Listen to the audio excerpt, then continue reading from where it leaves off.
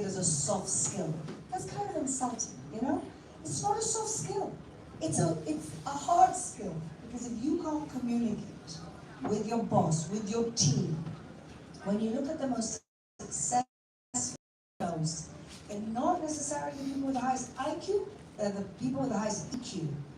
And messaging and effective communication is part of EQ, emotional intelligence.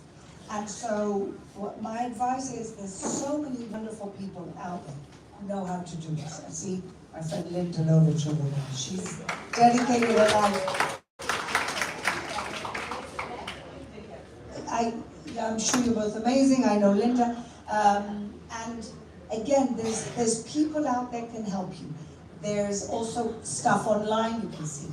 And the most important thing is to just put yourself out there. You know, take that opportunity. I know that certain people, I used to work with a lot of people who were just terribly shy or didn't have the confidence. And I would say to them, you have to step out of your comfort zone every single day. I know that it sounds like a cliche, but honestly, every single day I try and do something, shalom na'imi. It's like, out of my comfort zone, otherwise you don't grow. And so I say to these people, if you have an opportunity to present or speak at a meeting, I mean, and I'm talking about high-level people. There was a woman I used to train, and she used to say, she's top in a top nonprofit, and she used to say, when we have a group meeting, I sit there and I tell myself why I shouldn't speak. And I said to her, Tal, you're going to sit there now and find the opportunity to speak. I don't care what you say. I don't even care if you repeat a point somebody already made. Men do that all the time. You are going to speak. You're going to force yourself to speak every meeting instead of convincing yourself that you don't have to. And then you push yourself. And then the next time, you actually think, well, I actually have something unique to say. And you push and you push and you push. And that's how you do it. It's fake it till you make it to a large extent. And it's just working on that muscle. I always used to say to people, most great speakers weren't born great speakers. Some people have an innate talent. But some people really train. Steve Jobs talks about the fact that he had a lot of training before he could get out and do those big Apple reveals and everything. And so the help is out there, even in this room, and just push yourself to do it. Don't find excuses, push yourself to do it. Thank you so much. Thank you so much. Debbie, at